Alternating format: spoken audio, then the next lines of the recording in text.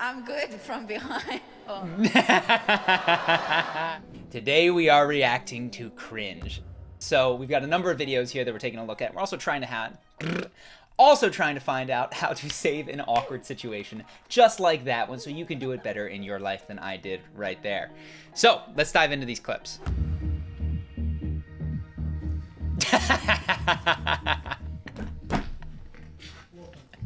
Tom Donkin. Ooh. Hello and welcome.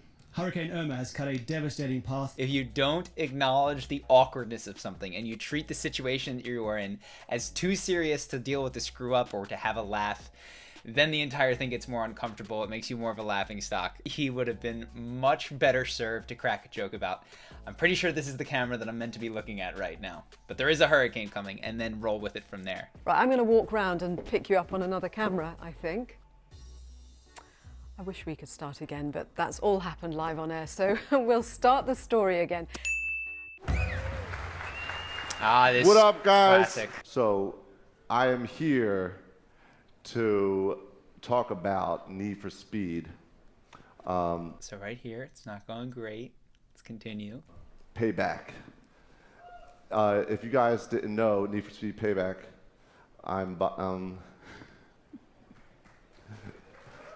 yeah, it's a great game. What is but that? all right, all set aside, I'm a YouTube creator. Need for Speed Payback, it's coming out. I got my boy Marcus, executive producer here. He is the producer of the game. Thank you, Nick, for having me.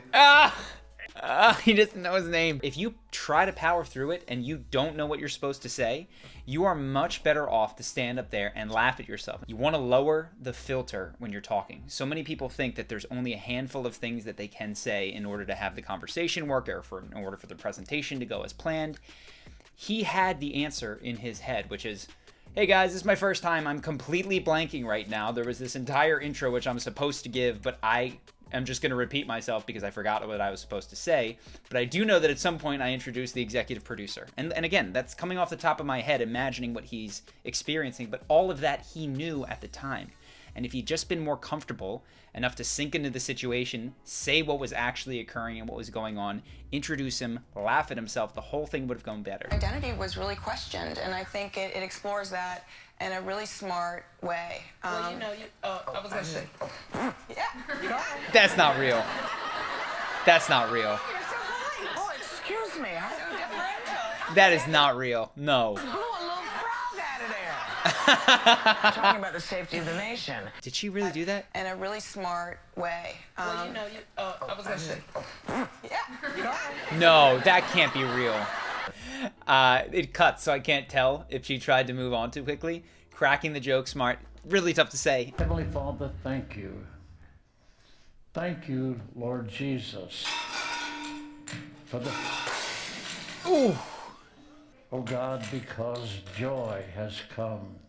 Not terrible to continue on. He saw the problem, but again, with all of these things, if you just acknowledge it, it goes away. By the dawn's early light, what so proudly we held.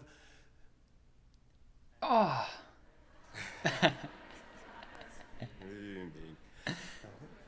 Thank you.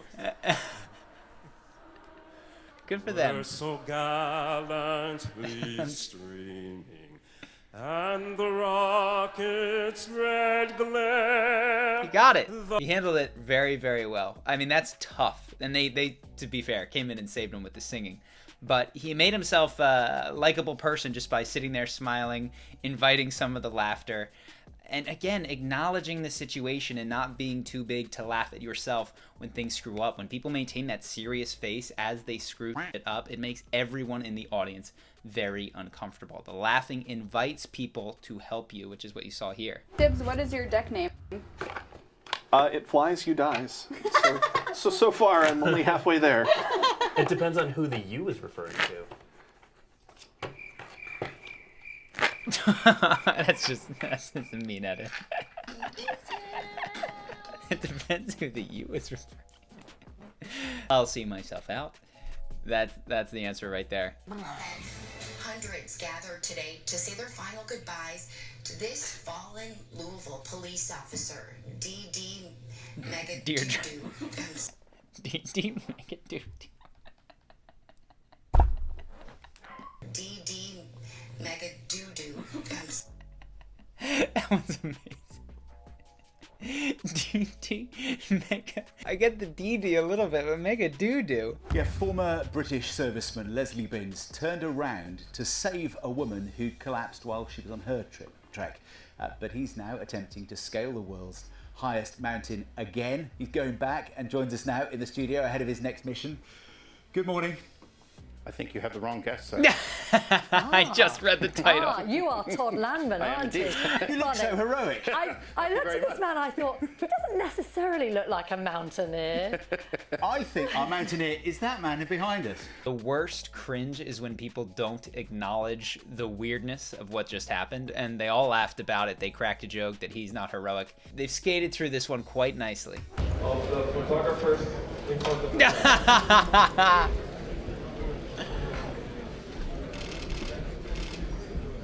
You know that well. It's just tough that you have a camera on you. We've all been there. I feel like I see these NBA guys that are going for handshakes and they wind up doing this thing. I think everybody's had a chance where they stick out their hand and the other person doesn't see them. So I forgive him that. He handled it very well. After the break, we're going to interview Eric Weihenmayer, who climbed the highest mountain in the world, Mount Everest. But he's gay. Excuse me, he's blind. So we'll hear about that coming up. Okay, as we head to the break, a look at the 6 o'clock. I don't know why that's so funny. I've been watching too many of these.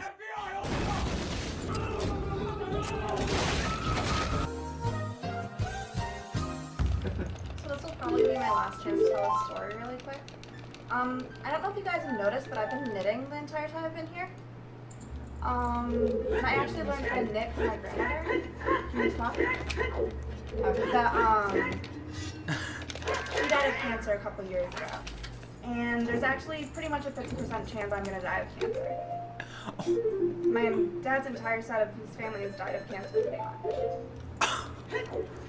And very Oh my god. I can't breathe. What the hell? I believe your knitting deserves a great round of applause. Yeah. Good for that dude for stepping up, man. Yeah, so this is where you get that bystander effect thing, and every single person is hoping that someone will say something. If you're sitting back praying that somebody else is going to speak when you enter the elevator or introduce themselves when you haven't met yet at a party among common friends, the best answer is always to kill the awkwardness in that situation. Go first. Open your mouth, introduce yourself to that person. It helps a ton. So I didn't even see who said it, but good on you, dude. And 19 Friday, but Tony, the good news is nice and sunny for the weekend. You should come round for a barbie. No thanks. Okay. Okay, that's all our news from now. From all of us, have a great weekend, even you, Beck, and good night. I wish I knew the details behind that interaction. If he was just making an errant comment or if she was legitimately asking her out. I wonder if he's married. I'll miss you all too. Wish me luck. Same guy? Yeah, no, well, wait. Is this the same dude? The Carlton supporters are very excited. Well, they should be. Yeah, exactly. Yeah. Good luck, Beck. Ooh. Okay, good. This is going well. You're funny. All right, now, Melbourne, that's what's news this Monday. Does this guy have a Enjoy your history? evening. Now the other one is making more sense why she didn't play along with the barbecue thing, because I don't think it was an errand.